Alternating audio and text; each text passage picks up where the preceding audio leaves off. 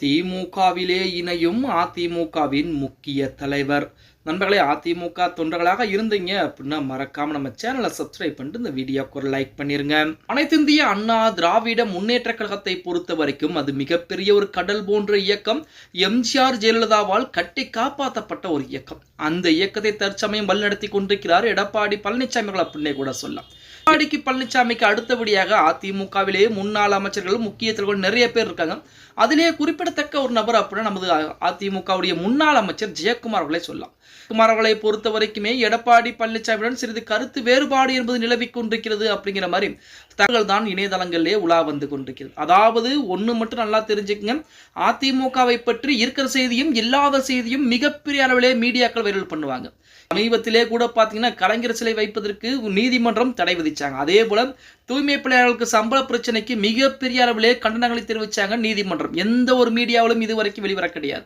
இது அதிமுகவாக இருந்தால் கண்டிப்பாக அனைத்து மீடியாக்களுமே மிகப்பெரிய அளவிலே பரப்பப்பட்டிருக்கும். அப்படித்தான் தற்சமயம் திமுகவிலே இணைய போகிறார் உதயநிதி. அதற்கு மிகப்பெரிய மாஸ்டர் திட்டம் ஒன்றை போட்டுக் கொண்டிருக்கிறார் அப்படிங்கிற மாதிரி செய்திகள் இணையதளங்களிலும் வெளியாகி கொண்டிருக்கிறது. நமது அண்ணன் ஜெயக்குமார் அவர்களை பொறுத்த வரைக்கும் அவரிடம் திமுகவை சேர்ந்த முக்கியமான முன்னாள் முக்கிய அமைச்சர்கள் கூட பேச்சுவார்த்தை என்பது நடத்தி பார்த்திருக்காங்க. அதாவது நீங்கள் திமுகவின் பக்கம் வாருங்கள், உங்களை அதிமுகவிலே ஓரம் கட்டி விட்டார், நீங்கள் இனி அதிமுகவில் இருப்பது தேவையற்ற ஒன்று, திமுகவிற்கு வாருங்கள், உங்களுடைய திமுகவுடைய பயணம் கண்டிப்பாக வெற்றி பெறப் போகிறது. அதன் காரணமாக 2026 சட்டமன்ற தேர்தலில் வெற்றி பெற்ற பின்பு உங்களுக்கு அமைச்சர் பொறுப்பை கொடுப்பதற்கும் ஸ்டாலின் ரெடியாக இருக்கிறார் அப்படின்னு சொல்லி உதயநிதியுடைய ஏற்பாட்டிலே நமது முன்னாள் அமைச்சர் முக்கியமான தலைவராக இருக்கக்கூடிய ஜெயக்குமாரிடம் பேச்சுவார்த்தை நடத்தப்பட்டிருக்கிறது.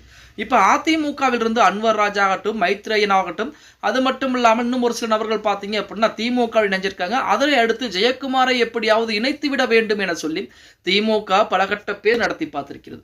ஆனால் இறுதியாக நமது ஜெயக்குமார் அவர்கள் சொன்ன விஷயம் என்ன அப்படின்னு பார்த்தோம்னா, என் உடம்பிலே ஓடுவது அதிமுகவுடைய ரத்தம், அந்த ரத்தத்தை எடுத்தால் நான் இறந்து விடுவேன், நான் செத்தாலும் என் மீது அதிமுக கொடியைத்தான் போட வேண்டுமே தவிர மற்ற கட்சியுடைய கொடியை ஒருபோதும் போடுவதற்கு நான் அனுமதிக்க விடமாட்டேன் அப்படின்னு சொல்லி அந்த பிரச்சனைக்கெல்லாம் முற்றுப்புள்ளி வைத்திருக்கிறார் அப்படிங்கிற செய்திகள் தற்போது வெளியாகி கொண்டிருக்கிறது கூட சொல்லலாம்.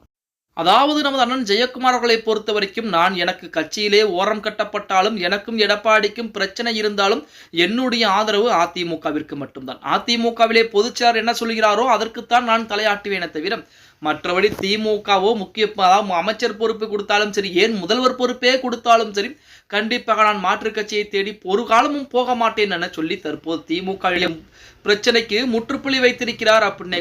அதிமுகவை பொறுத்த வரைக்குமே நாளுக்கு நாள் பின்னடைவை சந்தித்துக் கொண்டிருக்கிறது அப்படின்னு சொல்லி ஊடகங்கள் சொன்னு கொண்டிருந்தாலுமே தமிழக மக்களை பொறுத்த வரைக்குமே அதிமுக நாளுக்கு நாள் வளர்ச்சி அடைந்து கொண்டுதான் இருக்கிறது அப்படின்னு தான் சொல்லி ஆகணும். ஓகே கைஸ், வீடியோ பிடிச்சிருந்தா மறக்காம லைக் பண்ணிருங்க.